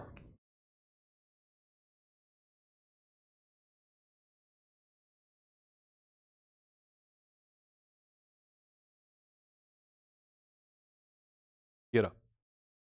सबसे पहले हमने कॉस्ट बनाया रिसर्च के लिए, डेवलपमेंट के लिए और इसके इनोवेशन के लिए, ठीक है। 1 लाख करोड़ रुपए का बनाया था और उद्देश्य हमने बता ही दिया कि भी निजी क्षेत्र को बढ़ावा देना है और जो उपलब्धता है साधन की, सहायता की, उसको हम क्या करेंगे, बढ़ा देंगे, ठीक है। फिर हमने मौजूदा कानून से 29 उनको हटाया और 4 नए लेबर कोड बनाए हैं, जिसमें से कोड ऑफ वेजेज है और कोड ऑफ इंडस्ट्रियल रिलेशन की है और सोशल सिक्योरिटी की हम बात करते हैं, safety health and working conditions की हम बात करते हैं 2020 के तहत फ़ायदा क्या हुआ। फ़ायदे ये हुए कि एक तो न्यूनतम मजदूरी मिली है, अपॉइंटमेंट लेटर मिल रहे हैं, हेल्थ इंश्योरेंस के माध्यम से कवर हो रही है, 40+ का अगर कोई व्यक्ति है तो उसकी साल में एक बार मेडिकल हेल्थ चेकअप होता है। अगर ओवर टाइम आप करवा रहे हो तो ओवर टाइम के लिए आपको क्या करना होगा, डबल पे करना होगा। गिग वर्कर्स को भी हम जो सोशल सिक्योरिटी के अंदर अब शामिल करने जा रहे हैं। इस प्रकार के हम कोड ऑफ कंडक्ट देखे हैं। नए में हमने देखा कि बीपीएफ का अमाउंट बढ़ा है, इसलिए हमारे कैश इन हैंड जो है वो थोड़ा कम हो जाएगा। कार्य के घंटे मैंने बता दिया, कुल एक सप्ताह में 48 घंटे काम कराने, ठीक है। तो 4 दिन अगर आप 12-12 घंटे कर लेते हो तो 3 दिन की आप छुट्टी ले सकते हो। गिग वर्कर्स में आपको मैंने बता दिया सामाजिक सुरक्षा आपकी मिलती रहती है और जीआई टैग अंबाजी का मार्बल मिला है, पन्ना डायमंड को मिल गया और एक जो है वो आपके सिक्किम के दो आपके वाद्य यंत्र हैं, जिसमें से एक तत् वाद्य यंत्र है जिसका नाम तुकबुक है और पुमटोंग पुलित एक, ये आपकी देख देख ही रहे हो। फिर जीआई टैग जो है वो 10 साल के लिए वैधता है और दिल्ली के अंदर इसकी जो है वो सम्मेलन हुआ था। एचडीएफसी 44.9 अरब डॉलर के साथ में सबसे वैल्यूएबल मूल्यवान ब्रांड बन गया है। फिर हम बात करें जोमेटो तो 69% ग्रोथ रेट के साथ में सबसे ज़्यादा वृद्धि करने वाला आपका जो संस्था बनी है। और दो आपके हैं जो जिनको कोऑपरेटिव संस्थान है जिनको स्थान मिला है इंटरनेशनल लेवल पर, जिसमें प्रथम स्थान जो है प्रति व्यक्ति जीडीपी के आधार पर सबसे पहले अमूल को प्रथम स्थान मिला है और फिर दूसरा स्थान अगर हम बात करें तो दूसरा स्थान आपका इफको को मिला है, ठीक है। ये मैंने बता दिया। 43.22 लाख की राशि जो है एस एबीएस के थ्रू ट्रांसफर हुई है, 16 राज्यों को हुई है, जिसमें से आंध्र प्रदेश को लगभग 50% राशि यहाँ पर ट्रांसफर हो गई है, ठीक है। 21 नवंबर को हमने विश्व मत्स्य पालन दिवस बनाया। थीम क्या है ये ध्यान रखना है, Indian blue transformation strengthening value addition in seafood export, ठीक है। स्किल इंडिया की हमने बात की है, CIE AICT AIU टैग्ड इनके द्वारा की गई है। 52.81% के आसपास में रोजगार क्षमता थी, जिसे बढ़ाकर 56.35% कर दी है। अगर शीर्ष राज्य की बात करें तो उत्तर प्रदेश है, शीर्ष शहर की बात करें तो लखनऊ है, शीर्ष डिग्री की बात करें तो MBA है, ठीक है। गिग वर्कर्स को 2030 तक 2.35 करोड़ रुपए का हम चीज़ें जो है वो पहुंचाने की कोशिश करेंगे। फिर धर्मेंद्र केवल कृष्णन देओल, इनका निधन हुआ है। ही मैन के नाम से जानते थे, नसराली पंजाब के अंदर इनका जन्म हुआ था। 2004 से लेकर 9 तक ये आपके बीकानेर के सांसद रहे हैं और 2012 में इनको पद्म भूषण से सम्मानित किया गया है। कमला लक्ष्मी नारायण लक्ष्मी नारायण जो है ये 1970 में इनको पद्म भूषण मिला था और 1968 में संगीत नाटक अकादमी मिली। सालू मर्दा थिमका कर्नाटक निवासी हैं, पर्यावरणविद हैं, मदर ऑफ ट्रीज कहा जाता है। 2019 के अंदर इनको पद्मश्री से पुरस्कार से सम्मानित किया गया था। 1953 में इन्होंने डबल हेलिक्स जेम्स वाटसन ने अवधारणा दी थी, 62 के अंदर इनको नोबेल पुरस्कार मिला है। तो ये चीज़ें आपको ध्यान रखनी है, ठीक है। दिवस मैंने बता दिया, इसमें तो कोई रिपीट वाली बात है नहीं। चर्चित पुस्तकें एक बार देख लेते हैं। चर्चित पुस्तकों में 11 जो है वो सलमान से संबंधित है, 11 बजे मोदी मिशन ब्रजेश देसाई जी हैं। बुक ऑफ लिविस जो है वो मार्गरेट एटवुड है। 6th ऑफ यूनिटी सुब्रमण्यम है, अरविंद सुब्रमण्यम, ठीक है। फिर क्रॉस रोड की बात करें तो हम पीटी स्टार्ट कर देंगे। आउटसाइडर जो है वो वीर हो जाएगा और डूइंग द राइट थिंग्स ये हरीश भट्ट के द्वारा लिखी गई है। Loneliness of Sonia and Sunny Kiran Desai के द्वारा। Mother Mary comes to me Arundhati Roy के द्वारा की गई है, ठीक है। और तीसरा अंतर्राष्ट्रीय आयुर्वेदिक सम्मेलन जो है वो ब्राजील के अंदर हुआ था। दूसरा विश्व सामाजिक शिखर सम्मेलन दोहा के अंदर हुआ है। एशिया प्रशांत आर्थिक सहयोग शिखर सम्मेलन जो है वो दक्षिणी कोरिया के अंदर हुआ था। दुबई एयर शो आपको मैंने बताया दुबई के अंदर हुआ। 19वां संस्करण है। तेजस यहाँ पर दुर्घटनाग्रस्त हुआ है और थीम जो थी द फ्यूचर इज हियर, मतलब यहाँ है, कहाँ देख रहे हो आप, ठीक है। और 44वां अंतर्राष्ट्रीय व्यापार मेले का आयोजन जो है वो आपको ध्यान रखना है, कहाँ पर करना है, नई दिल्ली में करना है। एक भारत श्रेष्ठ भारत। अगर हम बात करें साझेदार स्टेट की, तो आपको ध्यान रखना है 4 स्टेट हैं, जिसमें राजस्थान भी शामिल है, महाराष्ट्र है, उत्तर प्रदेश है और आपका बिहार है। फोकस स्टेट की बात करें तो झारखंड है। तो ये चीज़ आपको ध्यान में रखनी है। विश्व WHO की पारंपरिक चिकित्सा शिखर प्रणाली जो है उसका नई दिल्ली में हुआ है, और साझेदारी शिखर सम्मेलन विशाखापट्टनम में हुआ था। ये आपको पता ही है कि भाई नई दिल्ली में हुआ है। 32वीं मीटिंग जो है वो नॉर्थ नॉर्थ रीजनल काउंसिल की 32वीं बैठक जो है, यहाँ पर आपको ध्यान रखना है फरीदाबाद में। यहाँ पर आपके मुख्यमंत्री जी ने भी भाग लिया है, और आपके गुलाब चंद जी कटारिया ने चंडीगढ़ के राज्यपाल के तौर पर भाग लिया है। चंडीगढ़ के राज्यपाल के तौर पर भाग लिया है। फिर समुद्री सप्ताह आपको पता है 27 से 31 को मुंबई के अंदर था। अपना जो जालोर का इनलैंड पोर्ट था उसकी भी स्थापना इसी के तहत कॉन्ट्रैक्ट हुआ था। वाटर शेड आपका 10 से 11 को आंध्र प्रदेश के गुंटूर में है। जनजातीय व्यापार सम्मेलन नई दिल्ली के अंदर हुआ था। प्रमुख पहल ज्ञान लैब है और निवेश मंच है। ज्ञान लैब जो है वो IIT मुंबई के साथ मिलकर ग्राम युवा अर्थनीति लैब शुभारंभ करेगी, और निवेश मंच जो है वो 100 से अधिक जनजातीय स्टार्टअपों को बढ़ावा देने के लिए एक मंच बनाया गया है। हरित हाइड्रोजन पर अंतर्राष्ट्रीय सम्मेलन जो है वो प्रगति मैदान नई दिल्ली में है। चाणक्य रक्षा संवाद थीम ध्यान रख लेना, रिफॉर्म टू ट्रांसफॉर्म, सशक्त सुरक्षित एवं विकसित भारत। ठीक है, राष्ट्रपति द्रौपदी मुर्मू जी ने इसका उद्घाटन किया है। तो ये चीज़ें आपको ध्यान रखनी है। आपदा प्रबंधन सम्मेलन में आपको ध्यान रख लेना कि देहरादून में है, बैंकिंग मुंबई के अंदर है, फ्रांस का पूर्वोत्तर गुवाहाटी के अंदर है, AI से संबंधित बेंगलोर के अंदर आयोजन किया गया है। अखिल भारतीय DG और DGP की जो है वो रायपुर छत्तीसगढ़ में, सुजलम भारत के लिए विजन न्यू दिल्ली में है, कमांडर्स कॉन्फ्रेंस जो है वो नई दिल्ली में आयोजित की गई है। अर्बन मोबिलिटी में आपको ध्यान रखना है उदयपुर को का स्थान मिला है गेयर मोटर चालित परिवहन प्रणाली के लिए। सार्वजनिक में चेन्नई को है। इसी के साथ साथ में मल्टी मॉडल एकीकरण के लिए भी मेट्रो के लिए चेन्नई को दिया गया है, और सेटिस्फाइड कंज्यूमर के लिए नई दिल्ली को दिया गया है। ठीक है, तो ये चीज़ है। हरित के लिए हैदराबाद को दिया गया है। इस्पात का नई दिल्ली में है। साउथ इंडिया नेचुरल का कोयम्बटूर तमिलनाडु के अंदर है। फिर हम बात करें कानूनी सहायता के लिए, आपको ध्यान रखना है नलसा के स्थापना दिवस के अवसर पर सुप्रीम कोर्ट में किया गया था। उद्घाटन किसने किया है? तो आपके जो प्रधानमंत्री जी हैं उनके द्वारा किया गया है। ठीक है, उभरते विज्ञान प्रौद्योगिकी और नवाचार सम्मेलन का जो आयोजन है वो भारत मंडप नई दिल्ली के अंदर किया गया है। हथकरघा से संबंधित आपको ध्यान रखना भुवनेश्वर में। कि मेरे को क्यों पता लग रहा है कि भाई भुवनेश्वर वाला आ सकता है, थोड़ा सा देख लेना यार। हथकरघा और हस्तशिल्प राष्ट्रीय सम्मेलन का आयोजन कहाँ किया गया है? तो भुवनेश्वर में किया गया है। ठीक है, चलें आगे। प्रेस मीट जो है बेंगलोर में हुई थी। बिम्स्टेक का जो है आपको ध्यान रखना कोच्चि में हुआ है। भारतीय कला सिकंदराबाद तेलंगाना में हुआ। 13वां अंतर्राष्ट्रीय पर्यटन हाट गंगटोन में। संगाई जो है आपका मणिपुर के अंदर हुआ है। ऑपरेशन वाला तो देखो देख ही लिया आपने। इस प्रकार से छोटी सी 5 मिनट की रिकैप हमने करी ली है। आगे जो है हम यहाँ पर अंतर्राष्ट्रीय यहाँ से स्टार्ट करेंगे। तो अंतर्राष्ट्रीय क्या मतलब, ये अंतरिक्ष वाला जो पोर्शन है ये हम स्टार्ट करेंगे। तो इसमें जो है वो ज़्यादा समय अब नहीं लगेगा। 2 छोटे छोटे सेशन हो रहेंगे आपके, लगभग 30-40 ठीक है, तो चलें आगे। आगे कहाँ चलें अब अपना सेशन जो है उसको बाइंड अप कर लेते हैं। आज का सेशन यहीं बाइंड अप करते हैं। मिलते हैं एक नए सेशन के साथ में, तब तक के लिए धन्यवाद। जय हिंद, जय भारत। कंटिन्यू पढ़ाई रखो। एक ही बात कर रहा हूँ, पेपर को एनालिसिस करो।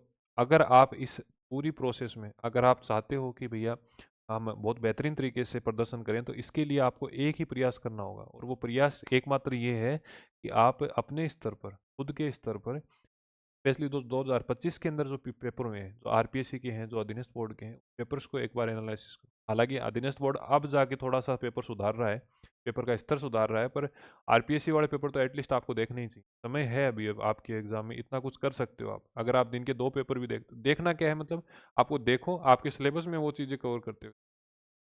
ठीक है, तो मिलते हैं एक नए सेशन के साथ में, तब तक के लिए धन्यवाद। जय हिंद, जय भारत। Thank you.